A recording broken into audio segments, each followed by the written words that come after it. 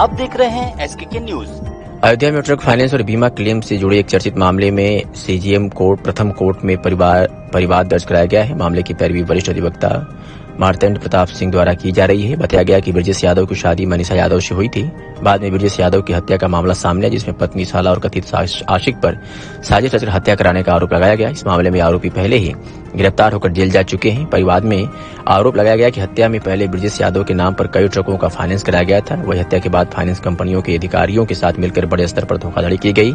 आरोप है कि कोटक महिंद्रा फाइनेंस से जुड़े अधिकारियों ने बीमा क्लेम के जरिए करोड़ों रुपए हासिल किए। साथ ही न्यू इंडिया इंश्योरेंस से बीमा क्लेम लेने के बाद ट्रकों को जब्त कर श्रीराम फाइनेंस के यार्ड में खड़ा किए जाने का भी आरोप लगाया गया है। मृतक के पिता की शिकायत पर संबंधित फाइनेंस कंपनियों के मैनेजरों के खिलाफ सीजीएम प्रथम कोर्ट में परिवाद दर्ज किया गया है। मामले को लेकर कानूनी प्रक्रिया जारी है। ये मैटर हत्या से जुड़ा हुआ मैटर है। ये 29 जुलाई सन 2024 में ये बगल में हमारे देवी प्रसाद यादव जी बैठे हुए हैं, इनके पुत्र का मर्डर हुआ था। और वो मर्डर इनकी बहू मनीषा यादव और उसके आशिक और उसके भाइयों द्वारा अपने गैंग वालों के साथ मिलकर किया गया था।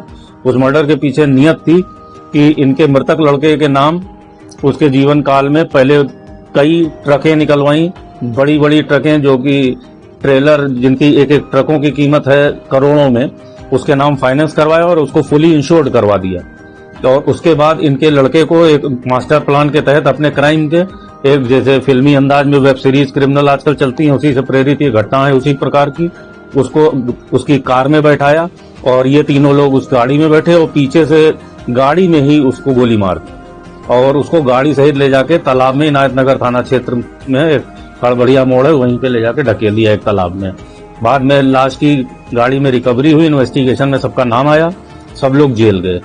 और इस ट्रक में चूंकि इनकी नियत थी कि ये शुरुआत की एक आध दो किस्तें इन्होंने दिया और फुली इंश्योर्ड थी, तो सारा पैसा इसके मृतक का इंश्योरेंस कंपनी को अदा करना था और नॉमिनी वो खुद बन गई पत्नी।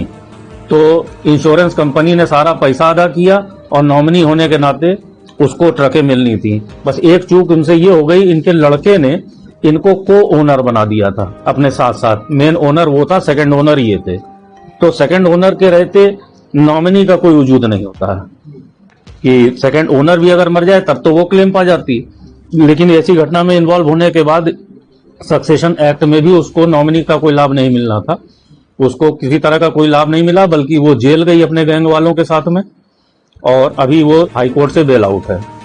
अब प्रकरण वर्तमान समय में ये है कि उसी हत्या से जुड़े मुद्दे पे अब जब ये लोग जेल से बाहर निकले तो इसी दौरान ये पीड़ित तो अपने उनके पुत्र के मर्डर के उसमें दुखी था।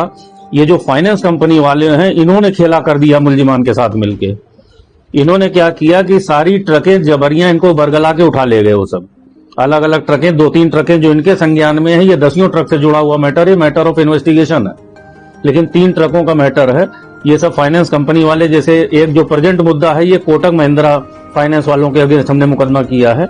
उसमें मामला ये है कि कोटक महिंद्रा वाले इनकी वो ट्रक उठा ले गए और उसको ले जाके श्रीराम फाइनेंस वाले बिना किसी सूचना दिए जबरियां गुंडई से उठा ले गए और ले जाके उसको श्रीराम फाइनेंस का एक यार्ड है शहादतगंज में, वहां ले जाके इस ट्रक को खड़ी कर दिया लगभग साल भर से। इस बीचों इन्होंने फाइनेंस कंपनी वालों ने न्यू इंडिया इंश्योरेंस कंपनी जहां से ट्रक इंश्योर्ड थी वहां से इन्होंने सारा पैसा प्राप्त कर लिया, करोड़ों रुपया, क्योंकि ट्रक का पूरा दाम, और उस ट्रक को भी बेच लिया। और इनसे 10 लाख रुपए अवैध धन की वसूली ऊपर से कि तुम्हारे ऊपर ट्रक तो देंगे नहीं, 10 लाख रुपया और दो बकाया है तुम्हारे ऊपर। और इनको गुंडई से धमका रहे हैं कंपनी वाले।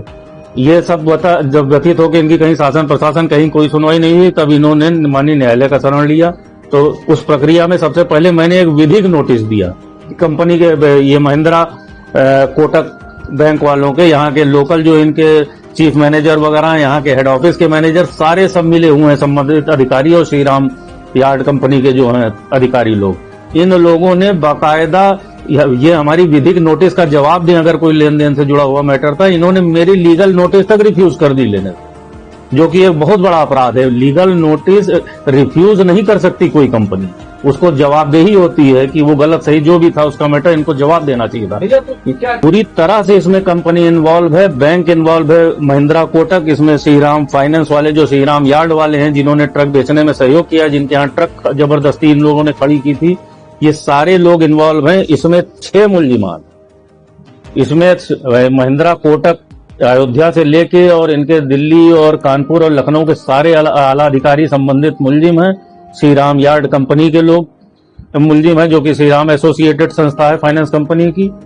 इन लोगों के विरुद्ध फिर मैंने यहाँ पे मुकदमा दायर किया माननीय न्यायालय में एफआईआर दर्ज कराने के लिए, जो कि गंभीरता पूर्वक संज्ञान लेते हुए माननीय न्यायालय ने हमारा मुकदमा परिवाद के रूप में दर्ज किया है, जिसमें अग्रिम सुनवाई 30 मई